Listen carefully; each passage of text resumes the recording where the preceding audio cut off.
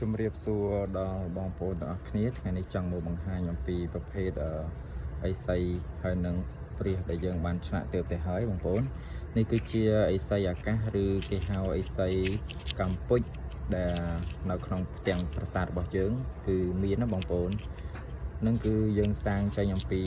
ថ្មខ្មៅបងប្អូនថ្មខ្មៅយើងសាងពីរអង្គអេសីកម្ពុជហ្នឹងយើងសាងពីរអង្គហើយព្រះសីវលីមួយអង្គបងប្អូនព្រះសីវលីនេះក៏ថ្មខ្មៅដែរបងប្អូនថ្មខ្មៅដូចគ្នាគឺយើងសាងរួច100%បងប្អូនគឺបានប៉ុណ្្នឹងឯង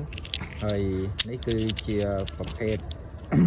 កាយសិទ្ធិឬគេហៅថាថ្មលាក់ឡៃបងប្អូនថ្មលាក់ឡៃថ្មហ្នឹងគឺវាផុយស្រួយបងប្អូនផុយស្រួយតែខ្ញុំក៏មិនសូវដឹងគេហៅថ្មអីដែរព្រោះអាហ្នឹងម្ចាស់កើតប្រាប់អញ្ចឹងខ្ញុំក៏ហៅអញ្ចឹងដែរបងប្អូនអធិស្ឋានខុសទើសត្រង់ហើយអធិស្ឋានបងប្អូនហើយបងប្អូនមានថ្មឬមានថ្មមានអីអាចផ្ញើមកខ្ញុំឆ្លាក់បានហើយបងប្អូនដែលតែងសួរក្នុងតេតូរបស់ខ្ញុំសួរតម្លៃជាវប្រមាណហើយតម្លៃឈ្នួលប្រមាណបើបងប្អូនចង់ដឹងតម្លៃឈ្នួលបងប្អូនអាចចូល Telegram ខ្ញុំដែលខ្ញុំដាក់នៅខាងលើគឺលេខទូរស័ព្ទនៅខាងលើបងប្អូនហើយបើចង់ដឹងតម្លៃជាវគឺខ្ញុំអត់មានជាវទេបងប្អូនអើយបើកំងបានតែអាចនឹងរៀងយូរបងប្អូនអានឹងជាស្រ័យបងប្អូនហើយវីដេអូនឹងអត់មានអីវែងឆ្ងាយទេបងប្អូនចង់មកបង្ហាញអំពីអីសីពីរអង្គហើយនឹង